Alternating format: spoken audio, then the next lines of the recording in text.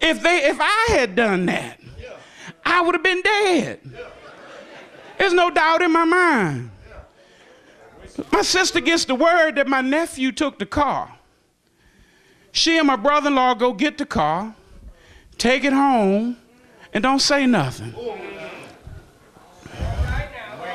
The boy come out to get in the car gone. He's scared to call home. He's standing around, walking around in the parking lot. What am I going to do? He wasn't afraid that he took the car. He was afraid that somebody took the car from him. Yo, that's well and fine, preacher, but what they got to do with this? You see, when we look at this relationship, Paul said, if you want to see what a church leader looks like, he looks like a father dealing with children that sometimes need to be corrected. Yes, he loves you.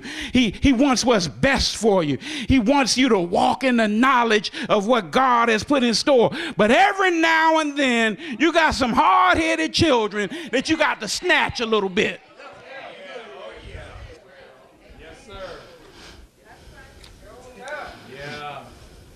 See, the other thing about being a father, the fathers, y'all see, I know these brethren know this.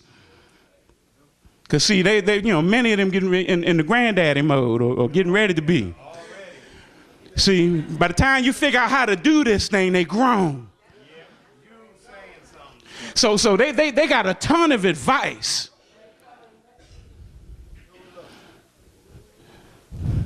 But see, but please get this, young fathers, get this. You are a role model. Your children looking at everything you do. They do. The way they eat their oatmeal in the morning is modeled on how you eat yours. Yes, sir. Make it plain. When they eat their grits and eggs, they're going to eat their grits and eggs like they watch you eat your grits and eggs. Do you eat your grits first? And your children will eat their grits first. Not only that, it even carries over into their adult relationships. Yeah, it does.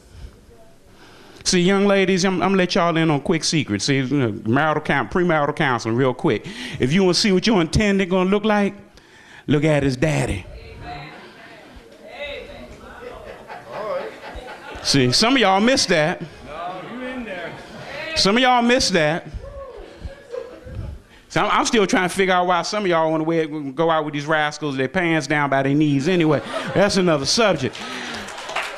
But if you really want to know what kind of man he's going to be, see, if it's important to you that you stand at the door because you've been taught that men open the door for you, and if his daddy don't do that for his mama, that's an unrealistic expectation because he ain't been taught. I'm being realistic. Yeah. Do your job, sir. I'm being realistic. Man, we had to understand as fathers, our children watch us. That's by nature. Yes, sir. And Paul knew as a spiritual father, the church at Corinth was watching him. Yeah. So he didn't tell them, this is how you ought to follow Christ. Right. He didn't say, don't do as I do as I say do. Yeah.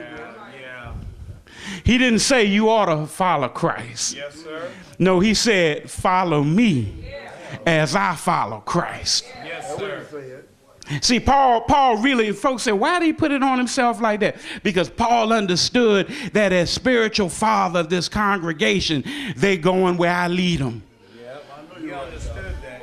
Yes. If I'm not right, they're not going to be right. And if I'm right, I ought to be able to stand boldly and say, I'm right, you need to follow me. Because I know where I'm going. Yes, sir.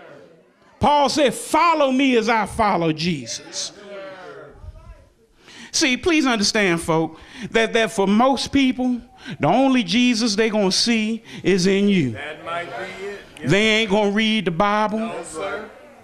They ain't going to pick it up unless the storms come. Yeah. They might pick it up when somebody die or when somebody gets sick. Yeah. When financial difficulties come. They might call and say, could you give me a scripture? You know, but the real thing is they're going to be looking at how did you handle it? Yeah. How did you go through what you went through? I'm struggling now and I don't know where to go or what to do. How did you do it? And see, we ought to be able to say, follow me as I follow Jesus. It's not an easy walk to follow Jesus, because see, some days he'll lead you on a very straight and narrow path that you can't sway to the left or to the right. Some days it's so narrow that the only way you can get through is that you got to keep your eye on Jesus. Because if you start looking around, you're going to fall. It may be a tough situation that you're going through, but I'm here to tell you, if you keep your eye on Jesus, he'll make a way out of no way. I'm here to tell you that if you trust in the Lord, he'll make a way. I'm here to tell you that God will open doors that no man could shut, and shut doors that no man could open. But you got to trust him. Paul was bold when he stood before the church at Corinth. He said, I know some of y'all going to talk about me. I know some of y'all think he ain't all that because he can't pull it. Oh, and some of y'all think he ain't all that because he don't wear them good looking suits.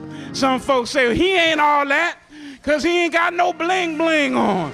But Paul said, in spite of all that, I know where my help come from. In spite of all that, I know it was the Lord that looked down on tender mercy that brought me through the muck and the mire. In spite of all that, I know it was God that protected me. I know it was God that brought me. I know it was God that kept me.